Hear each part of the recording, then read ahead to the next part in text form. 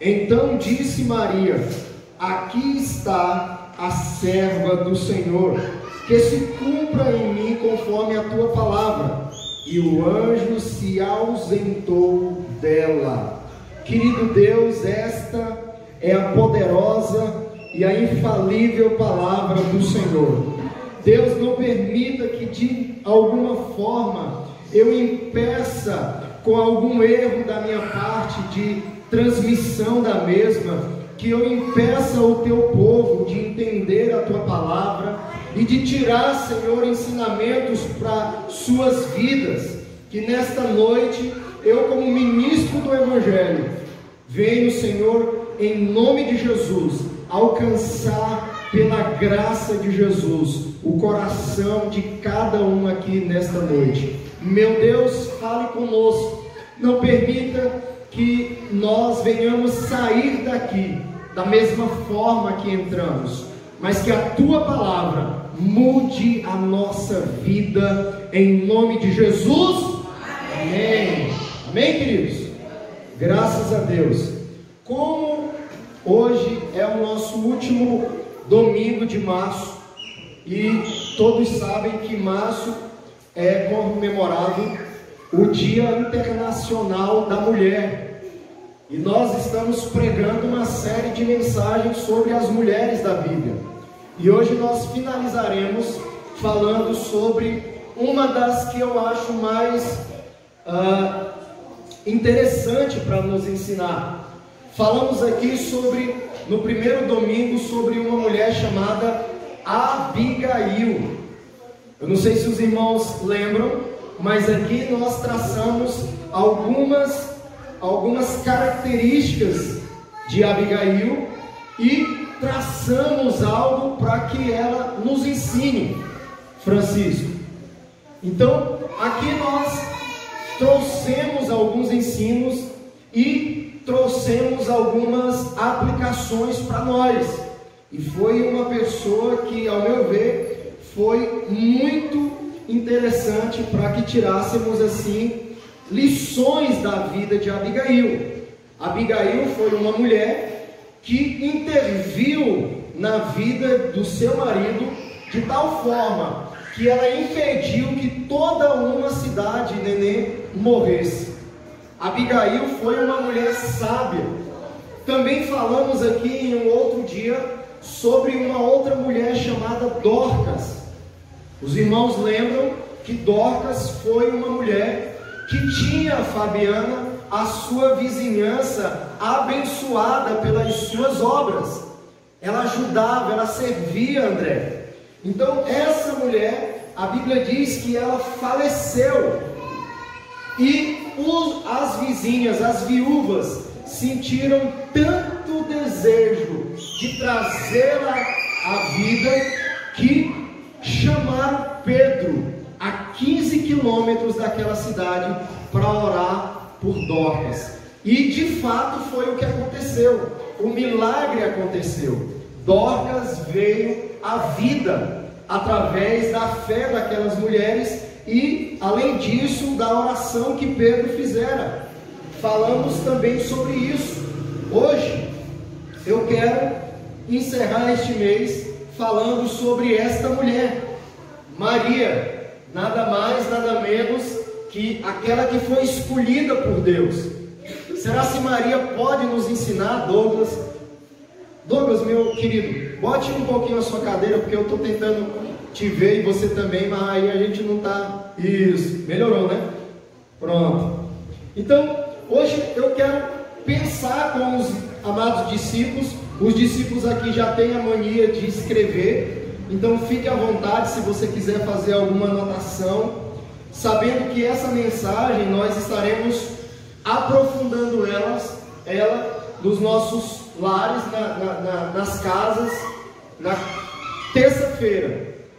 Só lembrando, meus queridos, esta semana, você lembrou, meu bem? Esta semana, abri aqui um parênteses da mensagem. Essa semana, o nosso encontro não será na quarta. Não entendi. Isso. Não será na quarta, porque nós estaremos viajando. Será na terça. A Beta continua aí no cronograma, viu, Raniel? Quarta-feira, pode ficar à vontade. Então, só esse adendo para eu não esquecer. Então, voltando aqui no texto, nós queremos trazer hoje, agora, a vida de Maria. Será se Maria tem algo para nos oferecer, para que possamos colocar em prática? Certamente sim. Antes de mais nada, eu quero que você volte aí a sua Bíblia. Eu quero que você volte aí para o primeiro livro da Bíblia, o livro chamado Gênesis. Acompanhe comigo, como nós vimos hoje na escola bíblica dominical. Sejam semelhantes aos irmãos de Bereia, os irmãos que estavam constantemente averiguando se o que estava sendo pregado de fato estava na Bíblia, estava na palavra do Senhor. Agora eu quero que você abra aí a sua Bíblia no livro de Gênesis capítulo 3. Gênesis capítulo 3, versículo 15. Gênesis capítulo 3, versículo 15. O que diz o texto aí da sua Bíblia? Aí diz que o homem havia pecado. Ali está Deus falando com o homem e com a mulher. E Deus fala com o homem e a mulher. E nesse momento também, queridos, nós vemos a serpente. Então está aí o homem, a mulher e a serpente. Diante desse texto nós vemos uma fala. Deus diz assim, olha aqui para mim. Pode deixar as crianças, queridos, olha aqui para mim, não perca a atenção. Deus diz: porém inimizade entre ti e a semente. Deus está falando aqui, para a serpente. Ele diz: porém inimizade entre ti e a mulher. Ou seja, a mulher que é a escolhida nesse momento aqui, nós vemos lá na frente que é Maria. Algumas pessoas erroneamente falam que nós, por servirmos a Jesus, desprezamos a figura de Maria. Isso não é verdade. Maria tem sim uma relevância muito grande. Maria foi a mãe do Salvador. Maria é a mãe, pastor, Maria é a mãe de Deus. Não porque Deus não tem mãe, mas Maria foi a mãe do Salvador. É o que a Bíblia diz. Maria foi a mãe do Salvador. Então, esse texto mostra como Deus já tinha preparado um plano de salvação para mim e para você, né? Deus já tinha preparado tudo. Deu erro no homem, mas Deus preparou. E aqui está a mulher. O nome desta mulher que Deus fala para a serpente, aqui no Novo Testamento aparece. Qual é o nome dela? Maria. Então eu quero que você faça essa ligação e compreenda que Maria aqui, a primeira coisa que aconteceu com ela é que ela foi escolhida por Deus. Observe, Deus escolheu Maria. Pastor, Deus escolhe só uma pessoa na Bíblia. Agora escute aqui, entenda bem que uma coisa: Deus não escolheu não somente Maria. Olhe para mim, Deus escolheu você, Fabiano. Pastor, mas Jesus já veio ao mundo. Não, Deus tem um propósito, André, individual para cada um de nós. Agora você sabe por que há salvação em Jesus Cristo? Porque Jesus escolheu você. Amém? Jesus escolheu você. Olha que coisa linda. Pastor, e aqueles que partiram e não entregaram a vida para Jesus? Aí já é uma outra discussão teológica. Mas se você está aqui, meu querido, se você está crendo no Evangelho, Jesus escolheu você. Amém. Jesus nos escolheu. Então, volte aí para o texto de Lucas. Eu quero que você entenda isso. Jesus escolheu você.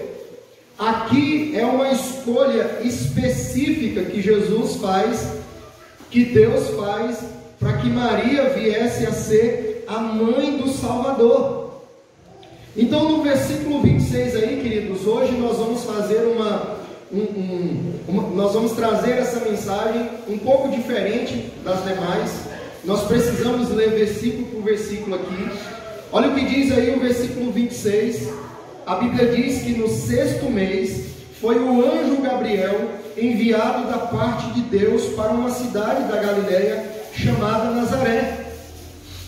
Agora, olha aqui para mim. Nazaré era uma cidadezinha michuruca, pequenininha. Às vezes nós não damos atenção para as coisas pequenas. E deixa eu te falar uma coisa aqui, ó. Às vezes você olha um casamento e diz assim: rapaz, do nada acabou aquele casamento. Do nada. Eu olhei ontem, é um povo lindo, maravilhoso, namorando na rua e tudo, em casa, e de repente acabou o casamento. Não são as coisas grandes que destroem os casamentos, são as coisas pequenas. Aprenda uma coisa: não dê atenção somente às coisas grandes. Vou dar um outro exemplo aqui. Às vezes você quer ter uma liberdade financeira, falando de dinheiro, e aí você espera ter 150 milhões de uma só vez. Será que vai acontecer? Muito difícil. Procure trabalhar, economizar, fazer devagar, porque assim você vai dando atenção, as coisas cada vez menores ficarão maiores. Você vai trabalhando para isso. Então cuidado com aquilo que você dá atenção, se são somente as coisas grandes, pensando que aquilo é que vai fazer a diferença. Não, as pequenas coisas é que fazem a diferença. Vou dar um exemplo aqui para você. Vou usar o casamento de novo. Bom dia. Tudo bom? Um outro exemplo que eu usei na nossa vizinhança. Ó.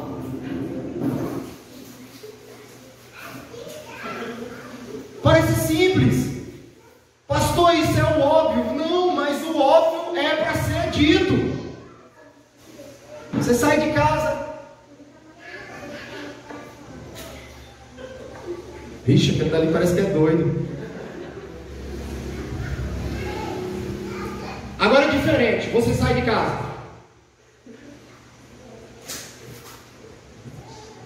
Ou então se você tem um carro. Ou então se você tem uma moto assim, igual a do Celício. Ninguém nem vê a pessoa. Então, queridos, as pequenas coisas que vão nos trazendo as grandes conquistas. Aprenda isso. Problema grande, problema gigante, nós conseguimos resolver quebrando ele devagar. O problema é grande, quebre ele e resolva parte por parte. É uma dívida muito grande, quebre ela, vai de parte. Então Maria aqui, a Bíblia diz que ela foi escolhida por Deus para fazer esta tão grandiosa obra na minha e na sua vida. Olha o versículo 27 aí, ó. Então Nazaré era uma cidade pequena, era um vilarejo, era uma cidade insignificante ao ver de muitas pessoas. O versículo 27 diz: o anjo foi a uma virgem desposada com certo homem da casa de Davi, cujo nome era José. A virgem chamava-se Maria. Olha aqui a situação. Olha aqui. Olha para mim. Aqui o texto está dizendo que José estava noivo de Maria. Agora, antigamente não eram os namoros de hoje em dia. Não era esse namoro de hoje não, viu? Era a palavra que era dada. Provavelmente não aconteceu com ela, mas normalmente um pai falava com outro pai e dizia assim, disse: olha, tem minha filha, eu quero casar minha filha com seu filho. Pronto, está desposada. Ali aconteceu o casamento. Olha que coisa maravilhosa. Amém, Douglas? Não? Não tinha que escolher nada disso não, Erivel. Aconteceu, você vai casar com aquela mulher, queridinho, porque o papai quer. Não tinha esse negócio de escolher. Mas aqui houve esse consentimento. José amava Maria e a Bíblia diz que eles estavam comprometidos. E Maria era virgem. Agora para pensar. Se coloca aí na situação de José. De repente você chega lá na casa de Maria. Só, José, eu tenho que te contar um negócio aqui. O negócio é... Não sei como é que eu falo não, mas aconteceu. Ai, misericórdia, Maria. Você é o que, menina? Sério. Eu estou grávida.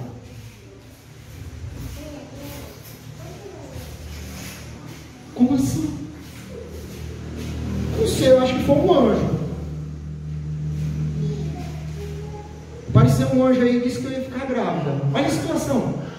Para pensar nessa situação. A Bíblia diz que José ficou pasmado na situação. A situação era de umas... para não dizer muito, era constrangedora. Como assim, Maria? Você está grávida se a gente nem se toca? E nós estamos comprometidos. É coisa de Deus. A Bíblia diz que José era uma pessoa tão correta, que ele pensou em deixar Maria. Ele ia deixá-la. Mas o anjo do Senhor interviu e não permitiu essa ação. Agora, olha aqui para mim, ó. Se uma mulher fosse pega em adultério, ou se traísse o seu esposo na época, olha aqui para mim, queridos. Se uma mulher fosse pega nesse sentido, qual era a punição para ela? Apedrejamento, morte. Um outro fator que José não quis abandoná-la. Se eu abandonar, ela vai aparecer grávida aí, vai morrer. Então, olha o contexto da situação aqui, que era um pouco, muito delicada, na verdade. Pouco não, muito. Acompanha aí o versículo 28. E entrando o anjo aonde ela estava, disse: alegra-te muito, favorecida. Olha aqui para mim. Favorecido somos nós. Amém? Você é favorecido pelo Senhor. Não é só Maria, não. Favorecido é alguém que tem algo de recebido de outra pessoa maior do que ele. Vou dar um exemplo aqui para você. Nós temos aqui o Raniel, tem R$1 milhão na conta. Amém? Amém. Raniel tem 1 milhão. E aí, o Raniel quer favorecer o Erisvelto. O Erisvelto vai montar a empresa dele, precisa só de 30 mil. Raniel pega o cheque e ó, favoreceu, ou seja, alguém que está um pouco acima ajuda alguém que está um pouco abaixo. Agora, nem sempre esse favor que vem de Deus, na verdade, nunca é por merecimento. Nunca é por merecimento. Nunca é. Ai, que coisa linda, você merece tanto ir para o céu, né? Hoje nós estudamos isso aqui, olha que coisa. Rapaz, eu fico olhando aquele irmão ali, olha como ele é bonito demais, aquele merece ir para o céu. Ah, quer dizer que o feio vai para o inferno? Às vezes a gente faz alguns julgamentos, mas a Bíblia nos mostra de fato e de verdade que as circunstâncias são as corretas biblicamente indicadas pelo texto. Então, aí no versículo 28 ele diz: favorecida. O Senhor é contigo. O que significa isso? Lá em Gênesis, nós vimos como Deus falou em relação à mulher. E aqui ele confirma e diz: o Senhor é contigo. O que diz o texto de Romanos capítulo 8, versículo 31 em diante? Que diremos, pois, acerca dessas coisas? Se Deus é por nós, quem será contra nós? Aquele que não poupou nem mesmo seu filho, antes o entregou por todos nós, como nos não dará com ele todas as coisas? Quem tentará acusação contra os escolhidos, se é Deus que os justifica? Quem os condenará? Pois foi Cristo Jesus que ressuscitou. E o apóstolo Paulo diz: porque estou bem certo de que nem a morte, nem a vida, nem o presente, nem o porvir, nem a altura, nem a profundidade, nem alguma outra criatura nos poderá separar do amor de Deus que está em Cristo Jesus. Amém? Está em Cristo Jesus. Olha que amor, olha que amor é esse. Então, favorecimento é para nós, não por merecimento, mas por amor a Jesus. Nós estamos recebendo dele a sua graça e o seu favor. Olha, o texto continua dizendo aí, queridos. Mas, versículo 29, ela, porém, ao ouvir esta palavra, perturbou-nos muito, e pôs-se a pensar no que significaria esta saudação. Mas o anjo lhe disse: Maria, não temas.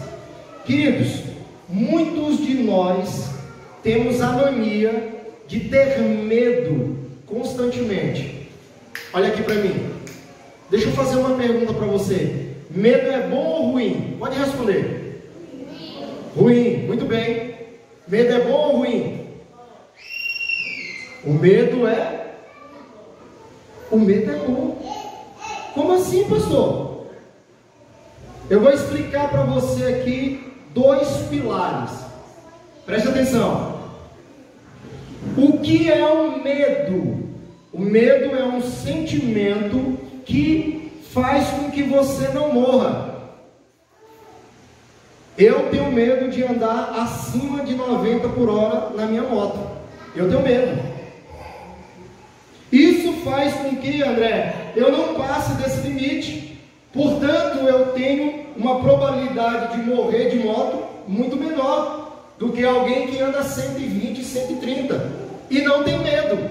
Você está entendendo? Pode acontecer um acidente e ele vira a óbito, porque não tem medo. Agora, esse exemplo é de algo, mas eu posso aplicar ele em qualquer área da sua vida. O medo é um regulador de vida. Agora, preste atenção.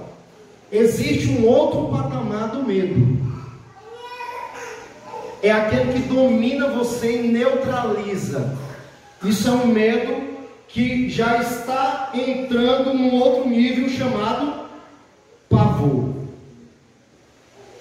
O que é o pavor? O pavor é a neutralização de uma habilidade que você faz muito bem. Vou dar um exemplo. Você dirige muito bem. Você é uma pessoa que dirige muito bem. Aqui, queridos, você é uma pessoa que dirige muito bem. Alguém corre com uma faca para te pegar e você corre para o seu carro. Você tem dificuldade de botar a chave aqui no contato do carro. A chave cai no assoalho, você vai tentando, aí tenta sair, apaga o carro. Ou seja, aquilo é um pavor. Aquilo neutraliza as tuas tomadas de decisão. Então isso é um nível de medo que não pode acontecer. E era esse nível que Maria ia entrar. Imagine você bem aqui, um anjo aparecendo para você e dizer: olha, agraciada. Imagina aí. Calma, Maria. Não se apavore não, rapaz. Eu sou Gabriel. O texto continua dizendo aí, queridos, acompanhem comigo, versículo 31. e eis que conceberás e darás à luz um filho, a quem chamarás pelo nome de Jesus. Até o nome de Jesus tem um significado. O que significa a palavra Jesus? No hebraico é Yehuas, Josué. Na verdade a escrita é quase como Josué, Yeshua. Então Jesus, o profeta Isaías, diz de fato o que significa o nome Jesus, quando ele fala que é Emanuel. E Emanuel é Deus com você. Para pensar aí. Jesus é Deus quando você está sozinha na sua vida. Quando não tem ninguém te vendo, Ele é Deus na sua vida. Quando você ajoelha para chorar e você pensa que não tem absolutamente ninguém vendo você, Ele está te vendo. Ele é Deus na sua vida. Olha que coisa linda. Então Jesus não está estático sem te observar. Ele vê a tua vida, Ele vê a tua face, e Ele está a todo momento ministrando na minha e na sua vida. Continua o texto dizendo o seguinte, versículo 32: este será grande e será chamado Filho do Altíssimo. Deus, o Senhor, lhe dará o trono de Davi, seu pai. Ele reinará para sempre sobre a casa de Jacó, e o seu reinado não terá fim. Deixa eu falar uma coisa aqui para nós aqui, ó. Presta atenção. Muitos crentes, em alguns momentos da vida, pensam e até falam como se a luta que ele está passando, Jesus ganha aos 35, 40 minutos do segundo tempo. 35, 45 minutos. Às vezes a gente olha para as circunstâncias da vida, quando a gente, sobretudo quando nós estamos passando por um momento difícil, a gente pensa que não vai passar. Em primeiro lugar, a gente pensa que é impossível. Mas deixa eu te dizer uma coisa. Jesus é Deus Emanuel na minha e na sua vida. Uma palavra, a qualquer momento, quando Ele falar, acontece. Acontece. Uma palavra. Uma vez eu lembro que eu precisava de um milagre de Jesus, e era a minha oração. Eu falava para Deus assim, disse: Deus, eu só preciso de uma palavra tua, só uma. Na hora quando o Senhor falar essa palavra, o milagre acontece. E de fato foi isso que aconteceu. Uma palavra, Celício, o milagre aconteceu. E aí quando o milagre chega, a gente olha assim e pensa, diz, rapaz, de uma certa forma não era difícil. Por que eu estava sendo tão incrédulo? E aí acontece. E Maria aqui recebeu de fato e de verdade um milagre que chegou a todos nós. Olha, o texto continua dizendo aí, ó, queridos, versículo 33. Ele reinará para sempre sobre a casa de Jacó, o seu reinado não terá fim. Então disse Maria ao anjo: como será isto? Não tenho relação com homem algum. E respondeu o anjo: descerá sobre ti o Espírito Santo. Observe aqui, queridos, eu falei algo hoje na escola bíblica, não sei se foi hoje ou foi na semana passada. O Espírito Santo, no Velho Testamento, ele vinha para algo específico. Ele não estava aqui constantemente. Com a vida de Jesus, quando Jesus morreu na cruz do Calvário e subiu aos céus, aí sim o Espírito Santo desceu lá em Atos. E ele faz essa ligação entre nós e Deus. E Ele ora quando a gente não sabe orar. Sabe aquela oração que você não abre, não fala, só chora? Às vezes você vai orar e não sai nem palavra. Pode ter certeza que o Espírito Santo está ali pegando aquelas lágrimas e fazendo a interpretação para o Pai. É mais ou menos o seguinte, eu vou explicar essa expressão para vocês. Quando o Espírito Santo intercede com gemidos inexprimíveis, como diz o texto, Letícia, é mais ou menos o seguinte: às vezes você se ajoelha, não fala, e como se o Espírito Santo dissesse assim: olha, Senhor, Pai, Ele está pedindo isso, Ele precisa disso, Ele quer isso, isso vai ser bom para Ele, Ele está com o coração quebrantado, está com algo te pedindo. Senhor, faz um milagre na vida da Tânia, abre as portas para ela, Senhor, em nome do Senhor Jesus. E às vezes você nem abre a boca, mas as lágrimas, o coração está gritando para Deus, e Deus ouve a nossa oração. Então o Espírito Santo aí, a Bíblia diz no versículo 35, que ele revertiu a vida de Maria, e diz: o poder do Altíssimo, a sombra te envolverá, por isso também o ente santo que há de nascer em ti será chamado Filho de Deus. E Isabel, tua parenta, igualmente concebeu um filho na sua velhice.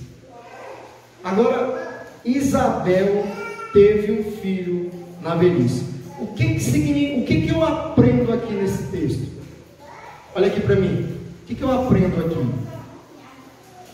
Para Deus não tem impossível. Eu vou repetir. Para Deus não tem impossível. Para Deus não tem impossível. Para Deus não tem impossível. Para Deus não tem impossível. Não tem impossível para Deus. Não tem. Não tem impossível para Deus. Erisvel, para Deus não tem impossível. Não tem impossível para Deus. Não tem impossível para Deus, Celício. Não tem impossível para Deus, neném. Não tem. Não tem impossível para Deus. Essa palavra impossibilidade é conhecida por nós. Para Deus não. Então o que é impossível para você? O que é impossível para você? O que é impossível para você?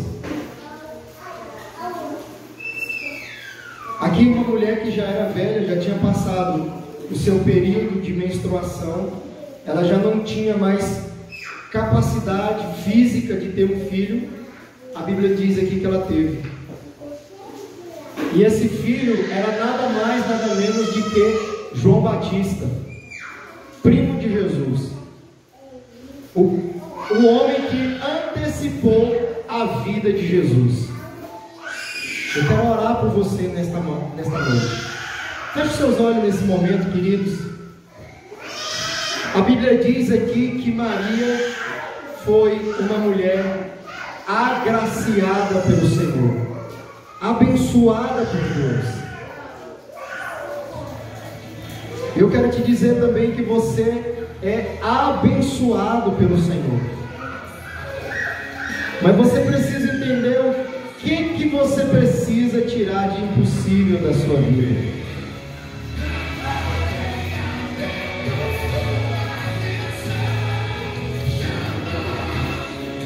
Feche os seus olhos nesse momento. Eu quero orar pela sua vida. Coloque a mão no seu coração.